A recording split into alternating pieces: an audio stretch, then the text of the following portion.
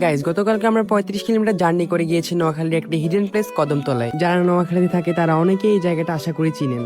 তো শুক্রবার দিন বিকেলে আমরা 3টা বাইকে করে মোট 6 জন মিলে রওনা দিয়ে আমাদের মূল গন্তব্যে যাওয়ার উদ্দেশ্যে প্রথমে আমরা সোনাপুর থেকে গেলাম কবিরহাটে, দেন কবিরহাট থেকে গেলাম বসুরহাটে, এরপর বসুরহাট থেকে 2-3 কিলোমিটার যাওয়ার পরে আমরা চলে যাই কদমতলা বাজারে। দেন সেখানে কেউ একজনকে নদীর পাড়ের কথা বলে দিলে তারা বলে দিবে যে নদীর পাড়টা কোথায়। প্রায় 35 কিলোমিটার জার্নি করার পর যখন এই সুন্দর প্লেসটাতে আসতে পারি তখন নিজের কষ্টকে সার্থক মনে হয়েছে। তো গাইস এখন এই দৃশ্যটা আপনারা একটু উপভোগ করেন।